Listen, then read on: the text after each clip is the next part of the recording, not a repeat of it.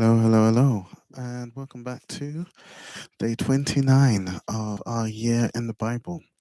We are joining back in with Joseph and and his reunion with his dad. Well, we've seen a reunion with his dad. Everyone's moved into Egypt, and we have this wonderful reunion where Jacob is now once again living with all of his sons, including his long thought lost son Joseph. And Jacob is very much at the twilight of his life, nearing the end, and calls for Joseph. Sorry, or at least Joseph is told, your dad's passing soon. Come and speak to him. Come and see him. So Joseph arrives with his sons, and we have this interesting exchange. Jacob takes Joseph's sons and effectively adopts them as his own, elevating them to the same level as Joseph, as one of his brothers, as it were, because he's adopted. And I think this is really interesting because um, Jacob references the promise that God made to Abraham, Isaac, and then to him that he would give the land to his descendants. Um, and at this point, I think Jacob is probably cognizant of the idea that things are divergent, right? It was Abraham, and then it was Abraham's only legitimate son, Isaac, and then it was Isaac's not legitimate son, but the blessed son, Jacob, Israel, right? And so after Israel, we've got a divergence into 12, now effectively 14 sons. And so where God came and reiterated the promise to Isaac and the same to Israel, we don't see the same thing sort of with Israel's kids. We don't have record of God coming to each of them, Reuben, Simeon, Levi, and then saying, okay, this is a promise, this is a promise. And so we're seeing sort of a passing on of the torch somewhat, but then Jacob bringing up Manasseh and Ephraim to the same level as the 12, I think is significant because then, as they're about to inherit the blessing through their father, not through direct sort of reiteration with God, now Ephraim and Manasseh are brought into that fold and get it. And we have this interesting instance where Jacob in going to so as Joseph brings his boys to Jacob to bless them, Joseph is obviously trying to get the older one to go to the right hand and the younger one to go to the left hand, um, because in the culture the right hand is significant. I think even later on we'll see the Benjamites, yes, are somewhat ostracized or at the very least considered unique because some of them are left-handed. Like it's a big thing. The right hand is the hand of honor, and Jacob, with his right hand in front of Joseph's older son, crosses his hands, um, like a Generation X type thing, and blesses the younger effectively over the older. Um, and he says as much in his blessing because Joseph tries to sort of correct him. Um, but then Joseph is actually written as upset. But then Jacob is very intentional in doing this and says, yes, the older one will become a great people, but his younger brother will become even greater. The irony being, this is the same thing with Jacob. Right? Jacob was blessed above Esau from the womb, let alone, by his selling stew to buy a birthright, and ultimately tricking his father to give him the firstborn's blessing. And so for him to do effectively the same thing, blessing the younger over the older, is there's some irony there. But again, we see God reiterate this thing of just because you are firstborn by tradition doesn't mean you get the greatest blessing, doesn't mean you are automatically the greatest. And it's God almost challenging their tradition. Joseph is noted as being upset, and wanting to actually change. He went to lift his father's hand. So from jump, in as much as God is interacting with the people and sort of maneuvering within the bounds of their traditions, He's also challenging it and doing things like this that effectively go against tradition, but are part of His design. So Jacob blesses them. Um, and goes on to bless the rest of his kids. And again, we see a bit of a turning the tradition upside down, because he starts with the youngest. If Ephraim and Manasseh are now his sons, Ephraim being the absolute youngest, they were blessed first as opposed to Reuben. But then, uh, um, yeah, so uh, when um, when he's blessed Ephraim and Manasseh, he then says to Joseph, he's about to die, but beyond what he's given to his brothers, he gives Joseph an extra piece of land, which would have been acquired at a time where Joseph was not there, because he was obviously sold into exile, I believe. No, he was there. But anyway, so the land that he gives, the extra land he gives, is the land that was taken from Shechem by Simeon and Levi when they slaughtered the men there. Um, and looted it. That land is now Jacob's, effectively, in as much as he clearly didn't agree with the way in which it was taken, but it was taken, and he gives that to Joseph. So then, 49, Jacob blesses, calls all his sons together, and starts to bless them. And if you remember, I think it was yesterday, yeah, when we listed, I noted how Judah had become the de facto leader of all of them, despite being effectively the fourth born, um, and postulated that it might very well be because Reuben in chapter 32 is noted as randomly just going to sleep with his father's wife. It was, I believe, Rachel's handmaiden, Bilhah, um, which obviously is the front to his father. And Simeon and Levi were exceedingly violent and ruthless in killing the men of the family of the dude that defiled their sister. So they had sort of forfeited the right to be first, and we see that come to play here. So Jacob, sorry, gives a blessing to each of his sons, effectively starting with um, Ephraim and Manasseh, and then but in 49 we go on to Reuben, and he outright says it. You were the first born. You're the child of my youth, but you went to bed with my wife. Therefore, you will not be first any longer. And takes that first one position from Reuben because of this thing that Reuben had done. Um, and then goes on to Simeon and Levi, and I think they get the harshest. Again, as much as they were acting in honor, in defending their sister's honor, they were violent, exceedingly violent, to kill all the men in the town, you know, um, after having deceived them into circumcising themselves, and thus they were weakened and unable to defend themselves, is quite harsh, and Jacob doesn't. In fact, doesn't even bless them really. The best they get is that they would be dispersed amongst their other brothers, but he curses their anger and curses their wrath, um, and notes that they are very violent.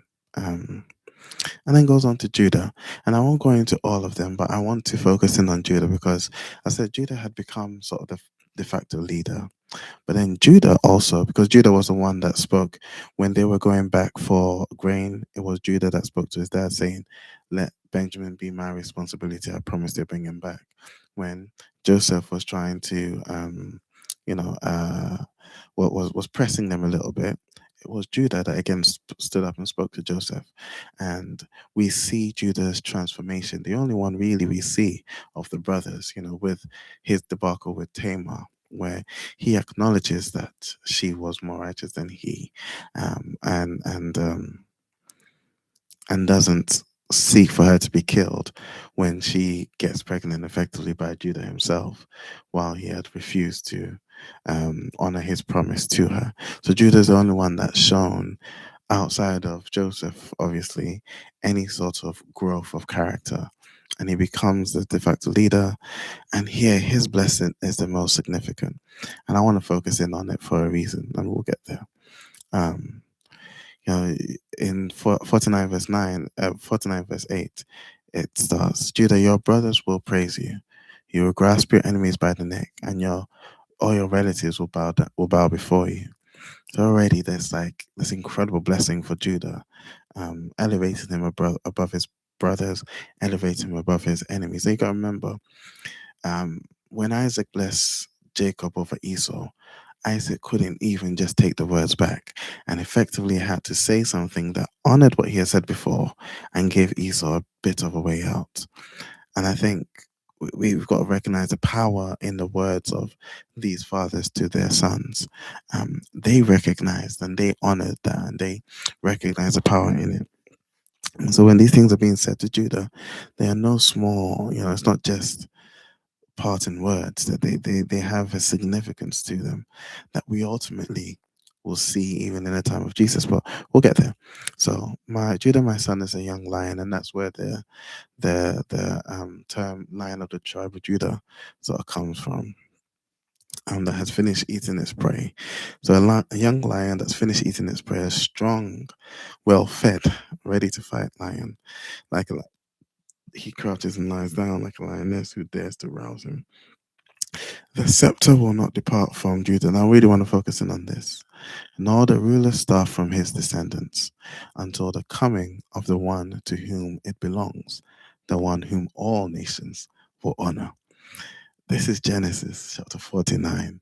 Like we saw a prophecy of Christ in the names from Abraham to Noah. No, from Adam to Noah. But again, I mean, this is so obvious, right? The scepter will not depart from Judah, nor the ruler's staff from his descendants, until the coming of the one to whom it belongs, the one whom all nations will honor. Like, obviously, here we're talking about some future king that will come from the line of Judah, but that the very idea of ruling belongs to him. He's not just an appointed king, he is the king. Who else are we talking about but Christ? Who, interestingly enough, comes from the line of Judah via David, who was also from the line of Judah. And so, where even as I was thinking about this now, Saul, who was a Benjamite, I believe, when he comes into, when he's selected as king because he stood above all the other Israelites, I think, and God even says, they're not rejecting me, they're not rejecting Samuel by picking Saul, they're rejecting God. And he gave them Saul. He was never ever really supposed to be the king, right? He was the one that fit the bill. He stood above them all. He was a man that they obviously looked up to and thought could be a good king. But eventually the kingdom was taken away from him, right? And given to who? To David. The scepter not departing from Judah. And ultimately, the one to whom it belongs, Jesus, when he comes, will take that scepter. And he isn't an appointed king. He is the one to whom the idea of being king belongs. And all nations, not just Israel, not just the brothers, not just the tribes, all nations will honor him. He ties his foal to a grapevine, the colt of his donkey to a choice vine. He washes his clothes in wine, his robes in the blood of grapes. His eyes are darker than wine, his teeth are whiter than milk. Um, and so, yeah, I find it so cool to see Christ being referenced here, um, and being pointed at coming through the line of Judah, which he very well did. And we start to see God place these markers, right, throughout history that indicate who the Christ, who the real Christ will be. Because one of the arguments that, atheists will have is, well, the story of Christ is co-opted from other religions or other mythologies, right? cool, you could say that. But the idea of who Christ was supposed to be, the prophecies and references that all point to this individual, none of those other copies, none of those other religions fit. One being that he has to come from the tribe of Judah, and that's just one out of hundreds, right? Someone once said, not even someone, it was Chuck Missler, who's a teacher that I really liked. He's late, but he said, because of all the prophecies and sort of specificity around who the person of Christ had to be, you know, being born in Bethlehem, uh, uh, being a uh, a carpenter's son, being born of a virgin, being born in Bethlehem, but called out of another town. We'll get there. When we start to see these, we'll point them out. But he said, because of all of that, he can be more sure of who Jesus Christ is than he is sure who he is. Because ultimately, his parents told him that he's called Chuck. They gave him the name Chuck. But what if they were lying to him, right? Um, there's nothing objective that can prove who he is outside of the testimony of his parents. But with Christ, even before he was born, I think it's like 300 or 400 years before he's born, there is a documented litany of prophecies that point to who Christ was going to be, and he fits every single one, so that we can be absolutely sure that the Christ that's referenced in the Bible, the Christ that walked, died, and rose again, is Christ, and everything else is counterfeit. And what does counterfeit mean? Does it mean that a counterfeit only means that there is a real from which you can make a copy? Jesus was that real. And we start to see indications here. We got the names from Adam to Noah that points to Christ. Man is appointed mortal sorrow, but the blessed God shall come down, teaching that his death shall bring the despairing rest. Literally, the names from Adam to Noah say that message when you translate them. And we have another indication here that from Judah's line, one will come to whom the scepter and the ruler staff belongs, and that's Jesus. So as we find these, we'll point to them. Um, even Job pointed to his Redeemer being in heaven, his Redeemer being, his judge being God, his Redeemer also being God. So yeah, when we start to see these, we'll point them out. But anyway, that's chapter 49. Is he blesses all of his sons, blesses Joseph and Benjamin, and ultimately he dies.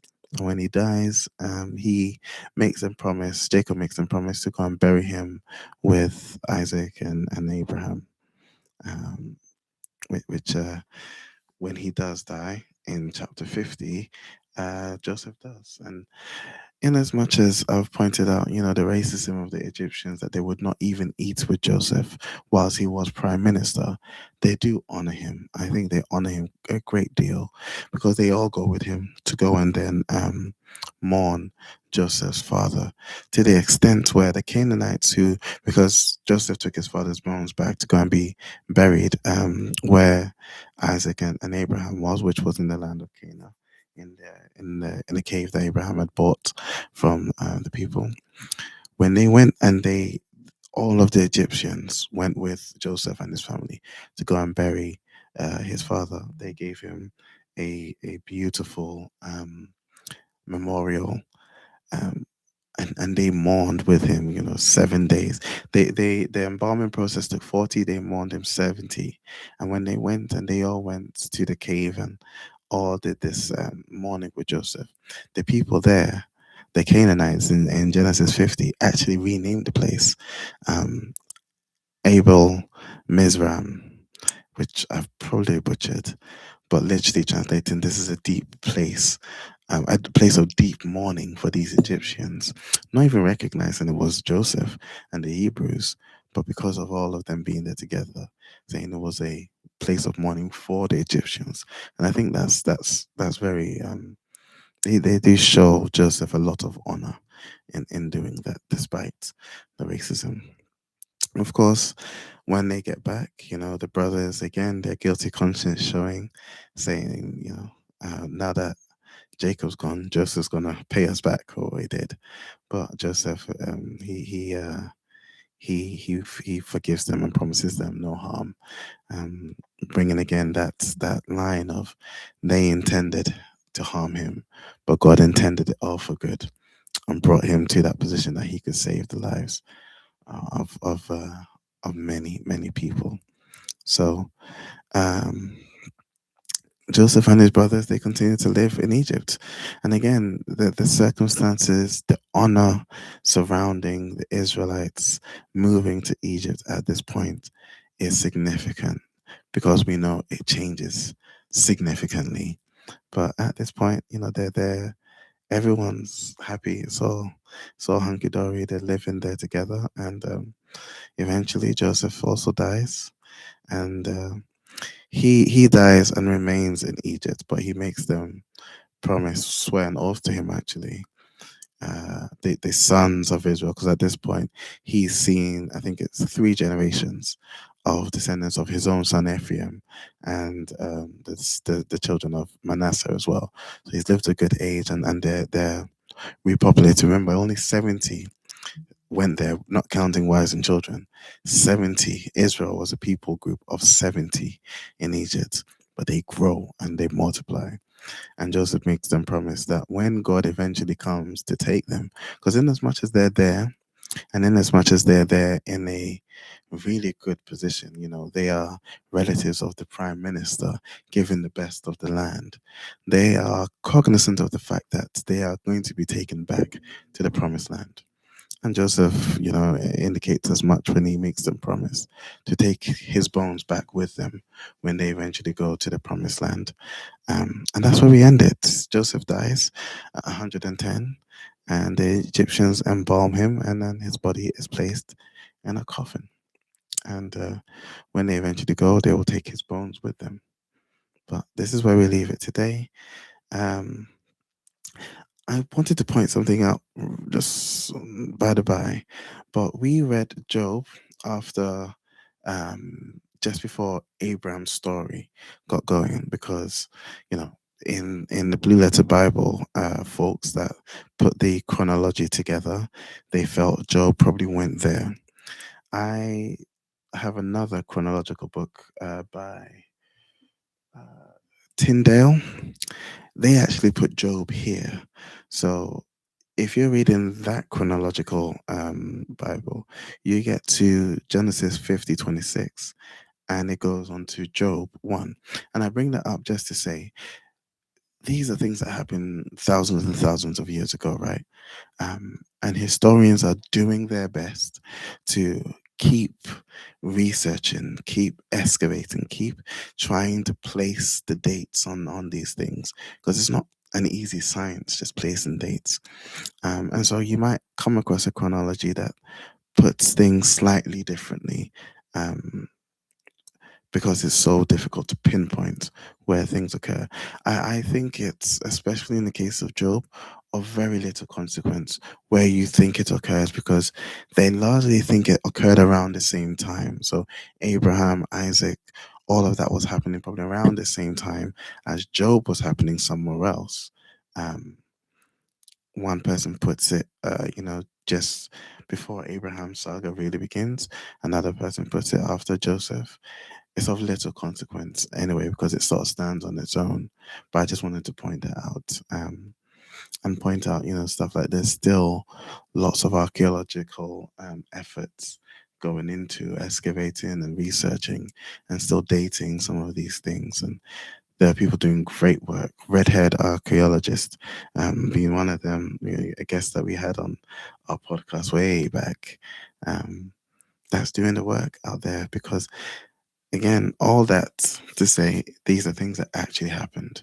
These are a people group that actually lived. This isn't just you know, a book given by some angel somewhere, dictated in certain languages. No, this is a historical account of a people that actually existed. And we are finding proof of their existence. That's only helping us to better date, better understand the language, better translate what was said. And of all religions, most religions, ours is the one most rooted in evidence, most rooted in like practicality, all things considered. Uh, the science will say, give me one miracle, which is the birth of the universe. We're saying that the God that gave you that can give you more.